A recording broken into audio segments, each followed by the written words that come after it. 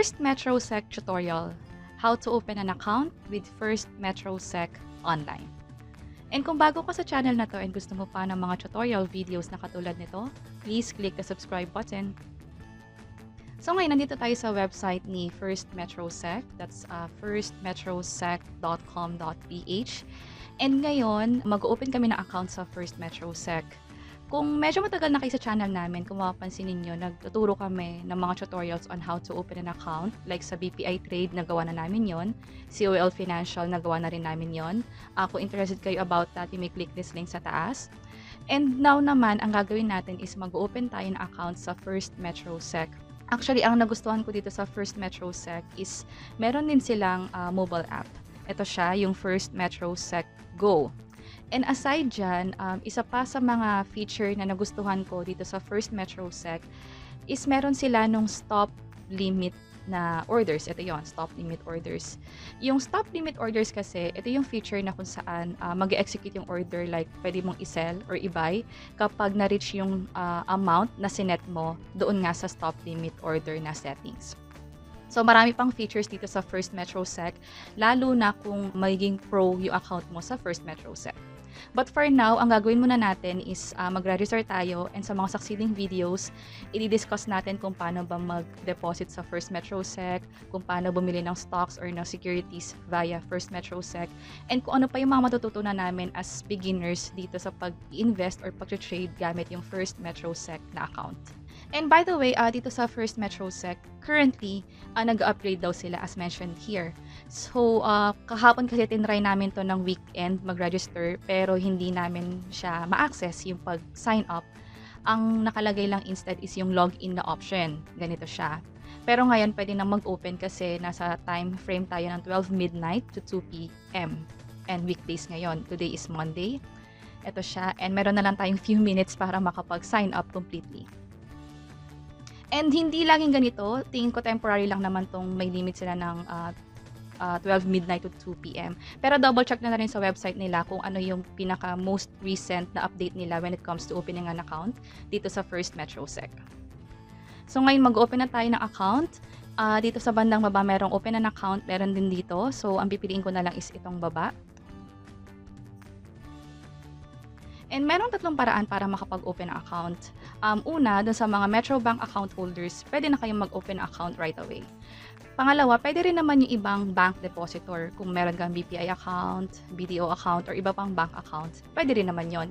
Yun nga lang kapag meron ka pang, kung hindi ka Metrobank account holder, may nabasa kasi ako sa FAQ section nila na ito yung sa FAQ, ito yung step-by-step guide para makapag-open ng account. Ang sabi dito kasi is expect a video call from Metrobank or First Metrosec kung hindi ka Metrobank account holder.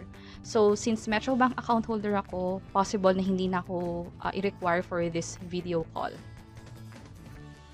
And pwede rin naman yung on-site account opening. So, meron silang tatlong sites sa Luzon, Visayas, Mindanao. Meron sila sa Makati, meron sila sa Cebu, and meron din sila sa Davao.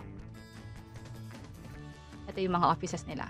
So ngayon ang gagawin natin is ang pipiliin natin is yung Metrobank account holder and mag-open lang tayo online. So ngayon ang gagawin ko is piliin ko tong Metrobank account holders open account. And are you a Metrobank account holder? Yes. And then dito ang minimum deposit daw is 5,000 pesos or $100. Ang account name is First Metro Securities Brokerage Corporation. So, dito i-deposit yung amount. Ngayon, ang plano ko kasi is mag-fund ng account online lang. So, meron din yan dito. Actually, na-open ko na siya. Ito yung iba't ibang ways para makapag-fund sa First Metrosec. Sa akin kasi Metrobank Online, so ito yung pipiliin ko. Sa next video, i-discuss natin yan. And sa mga succeeding videos, pagdadaanan din natin yung iba pang process dito, lalo dito sa 7-Eleven. Interested ako kung paano mangyayari kapag nag-fund ako sa First Metrosec gamit yung 7-Eleven and also yung GCash and iba pang bank accounts or online banking accounts na meron dito. So, balik tayo. Ito yung mga requirements. Kailangan meron kang TIN.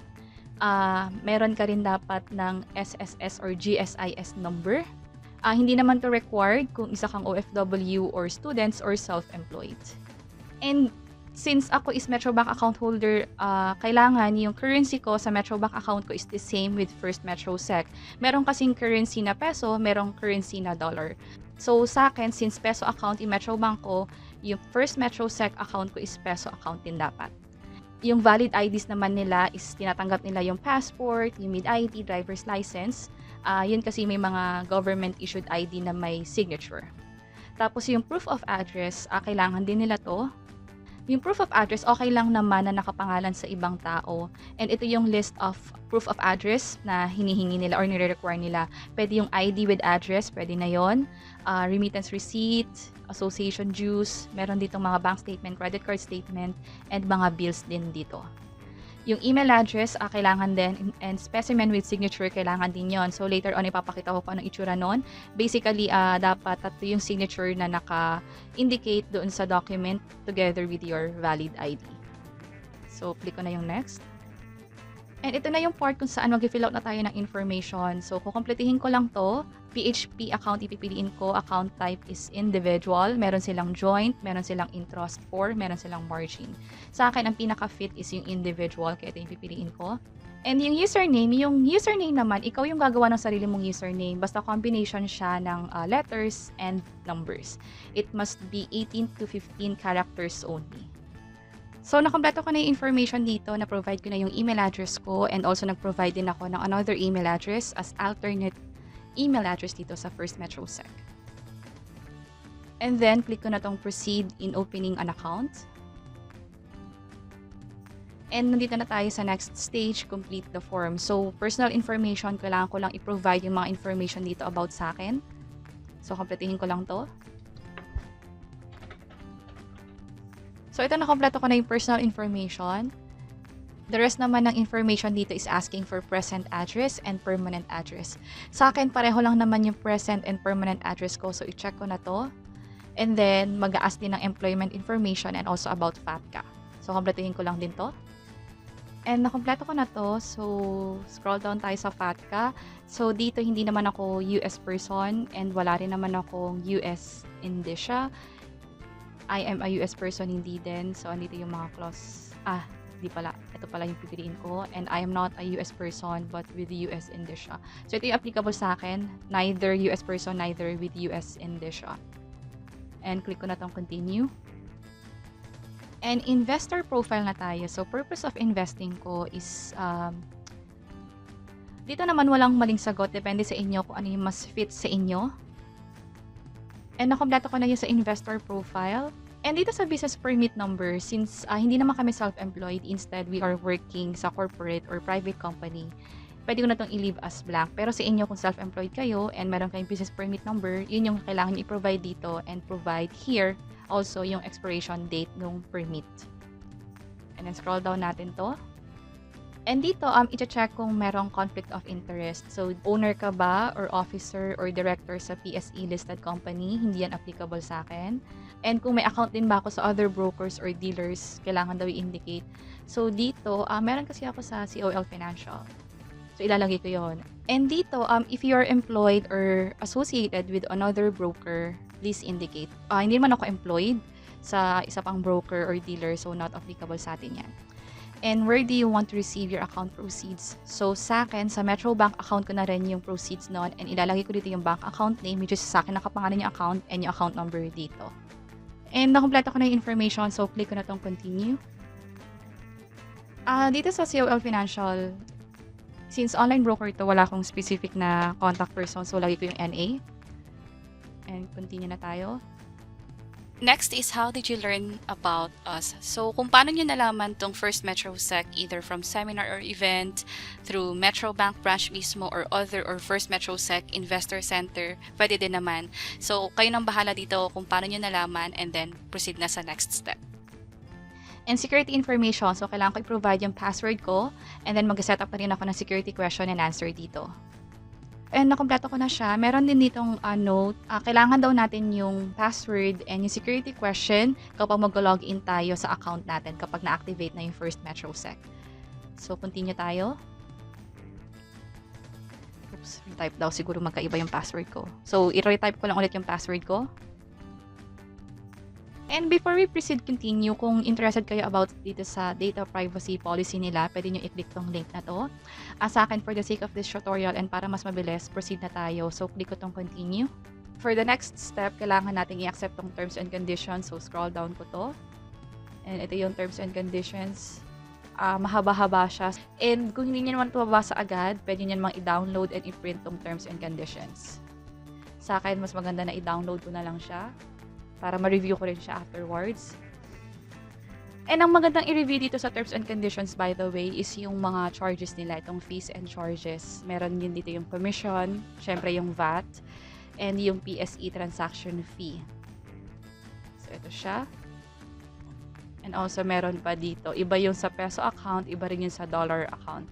Meron ako nakita ditong part na kung sakaling gusto mong mag-transfer from this broker, from First Metrosec to another broker, may charge yun. That's 75 pesos per company, per stock.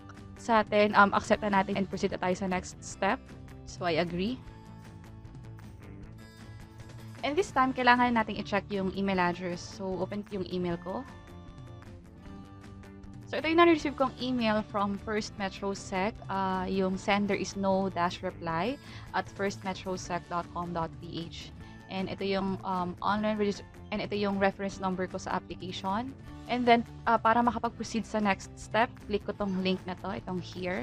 So, click natin yan. And na-open siya sa kabilang tab. And ito yung part kung saan kailangan nating i-upload yung mga documents. So, yung una is valid ID with specimen signature. So, kailangan may ID, tapos kasama yung signature dito. So, upload ko yung document na yan. And next naman is i-upload ko yung bill or proof of address ko. So, i-upload ko dito is yung PLDT bill ko. Ito yung most recent na bill na na-receive ko from PLDT. So, na-upload ko na siya. And then, yung proof of bank account with name. Ang gagawin ko na lang dito is i-upload ko yung photo ng ATM card ko sa Metrobank. Meron din kasi nakalagay doon na name and also yung account number. So, yun na lang i-upload natin. And so far, nakompleto ko na yung mga requirements dito. Meron na ako nung ID ko with 3 signatures. Meron na yung mismong ID ko and also yung ATM card ko sa Metrobank. So, click ko tong Submit Documents Now.